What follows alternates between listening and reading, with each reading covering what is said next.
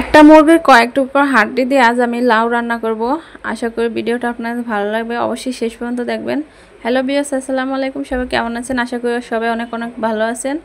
তো আজকে যে দেখেন সকাল থেকে উঠে দেখি যে ছেলের বাবা কাজ করতেছে, সে আজকে ছুটি পাইছে। একটা দিন বাসায় থেকে সে আমাকে একটু হেল্প করতেছে, এই যে আমি ফ্রিজটা পরিষ্কার করে দিচ্ছে, এই যে আরও বাসার বিভিন্ন কাজ করছে। তো এই তো আমরা সকালে অনেক কিছু কাজ করে তো এই যে সকালে নাস্তাটা করে নিছি। আজকে নাস্তাটা করা হচ্ছে আমাদের 11টার দিকে। বাসায় অনেক কাজ করা হয়েছিল, ছেলের বাবা যেহেতু বাসায় ছিল।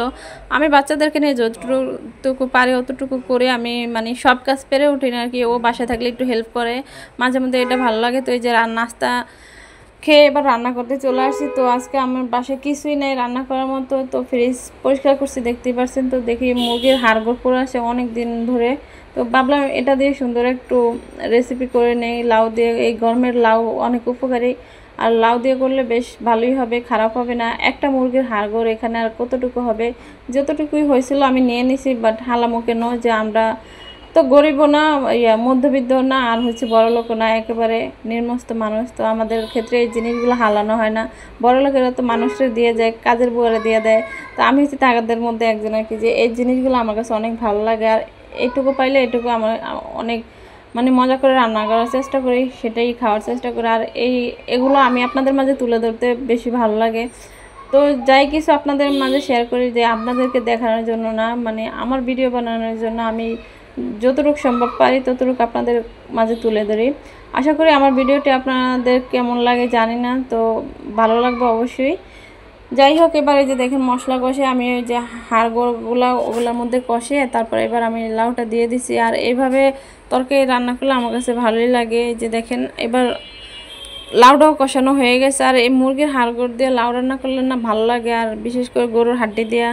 আর আমার মতে এই খাবারগুলো কারা খান জানি না, তবে আমার কাছে এই খাবারগুলো না অনেক ভালো লাগে। আমার কাছে এই সাধারণ খাবারগুলো অসাধারণ লাগে। এবার কিন্তু আমার এই যে লাউটা রান্না হয়ে গেছে, আর এবার আমি জিরা গুঁড়ি দিয়ে নামিয়ে নেব। এই দেখেন লাউর কালারটা যেমন আছে সেরকমই আমি কিন্তু এটা এডিট করে নিই। আর এই কালারটা অনেক সুন্দর আসছিল, রান্নাটা ভীষণ মজা ছিল। আপনাদের ভাইয়া তবুও খায় না মুরগির হাড্ডি গুড্ডি, আমি খাই। বেশি করে তরকারি রান্না করে রাখছি, কাল এক জায়গায় যাব ঘুরতে, যাতে যাওয়ার সময় রান্না করতে না হয়, এগুলোই খেয়ে যেতে পারি। তাই তো লাউডার রান্না করব, তার সাথে একটু ডাল না হলে চলে, তো একটু ডালও রান্না করে নিছি। আর ডাল হলে তো ভালোই হবে লাউর সাথে। তো লাউ দিয়ে ডাল দিয়ে অনেক মজা লাগে, যেহেতু আজকে বিভিন্ন মানে ভিন্ন ভিন্ন আইটেমে রান্না করতেছি, এই জন্য আর কি ডালটা আলাদা রান্না করতেছি। তো এবার ডালটাতে আমি বাগার দিয়ে নিচ্ছি। আর আমার এই সরল সোজা রান্নাগুলো আপনাদের কেমন লাগে অবশ্যই কমেন্টসে জানাবেন। আমার কাছে এই যে আপনাদের মাঝে এই সব ভিডিওগুলো তুলে ধরতে ভালো লাগে, আমার লাজ লজ্জা বোধ কিছুই করে না, কারণ আমি যেরকম আমি তেরকমটাই তুলে ধরতে চাই আপনাদের কাছে। তো রান্না শেষে তো আমরা খাওয়া দাওয়া করতেছি। আশা করি ভিডিওটি আপনাদের ভালো লাগবে, অবশ্যই ভালো লাগলে মুন্নি ব্লগের পাশে থাকবেন, লাইক কমেন্ট শেয়ার দিয়া। আশা করি সবাই ভালো থাকবেন। আসসালামু আলাইকুম, আল্লাহ হাফেজ।